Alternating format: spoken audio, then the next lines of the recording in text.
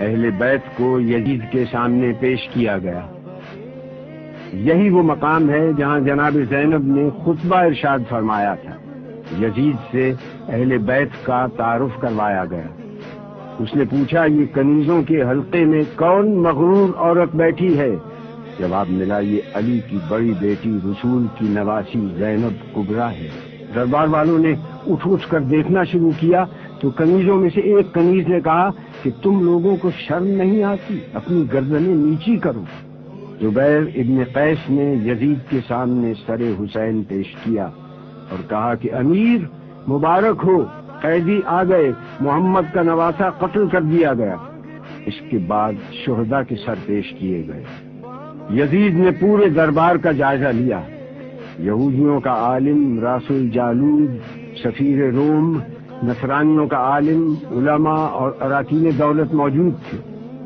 اس نے سورہ آل عمران سے اس آیت کو پڑھا، خدا جس کو چاہتا ہے ملک دیتا ہے اور جس سے چاہتا ہے ملک لے لیتا ہے، جس کو چاہتا ہے عزت دیتا ہے، جس کو چاہتا ہے ذلت دیتا ہے۔ جناب زینب نے یزید کو مخاطب کر کے کہا کہ آیات کو اپنے مطلب کے لیے استعمال مت کر۔ اس وقت تیرا اس آیت کو پڑھنے کا کیا محل ہے؟ اس کے بعد آپ نے اپنا تاریخ ساز اور عہد آفرین خطبہ ارشاد فرمایا۔ شروع کرتی ہوں اللہ کے نام سے جو رحمان و رحیم ہے۔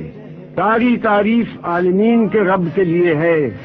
میں ستم دیدہ سہی مگر تعریف تیرے لیے، میرا گھر تباہ سہی مگر ہم تیرے لیے، میرا خاندان کشتہ راہ وفا سہی مگر بندگی تیرے لیے، اور درود و سلام میرے نانا پر۔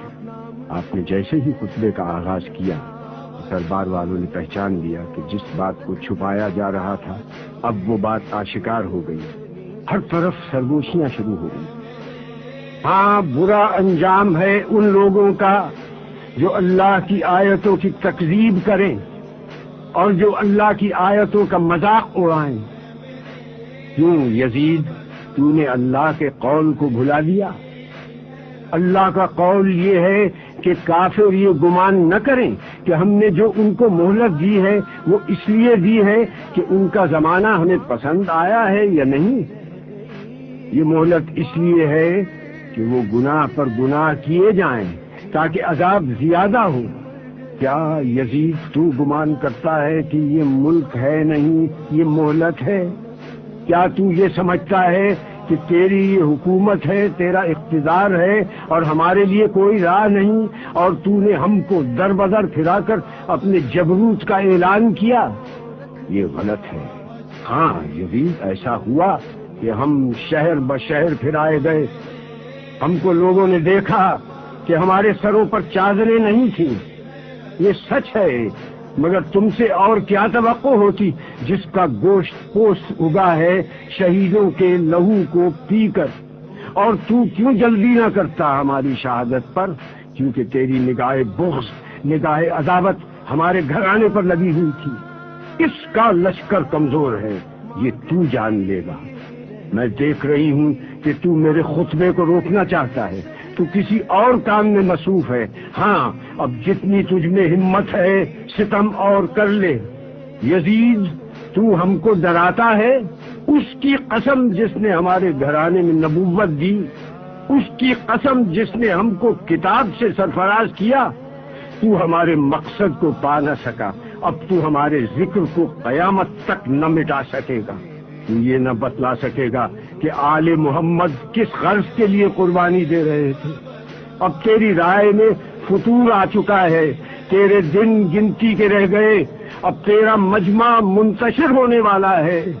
تاریخ سے ثابت ہے کہ آپ کی یہ پیشین گوئی چند دن بعد ہی پوری ہو گئی، جب شام کے قید خانے میں حسین کی ایک بچی کا انتقال ہو گیا اور اراکین دولت شام یزید کے سامنے سفارا ہو گئے اور شام میں بغاوت کا آغاز ہو گیا۔ میں دعا کرتی ہوں اللہ سے کہ جس نے ہم کو سعادت و شہادت عطا کی، اسی طرح سے ہم کو وراثت ارضی نصیب ہو، اسی طرح سے ہم کو خلافت ارضی بھی ملے، اور اسی طرح سے ہم اس کی بندگی میں کامیاب رہے۔ جناب زینب کا خطبہ اس آیت پر ختم ہوا جس کی ابتدا میں تلاوت کی گئی، جس کا ترجمہ ہے کہ اللہ ہی ہمارے لیے کافی ہے، وہی ہمارا سہارا ہے۔ سلام ہو خدا کی راہ میں جہاد کرنے والی پر، دین کے سب سے بڑے پیشوا کی سیادت مآب بیٹی پر، خدیجہ کبریٰ کی ابدی یادگار پر، علی مرتضیٰ کی دختر پر، فاطمہ زہرا کی زندگی کے جوہر پر، غریب الوطن پر، اسیر محن پر، آپ کی خدمت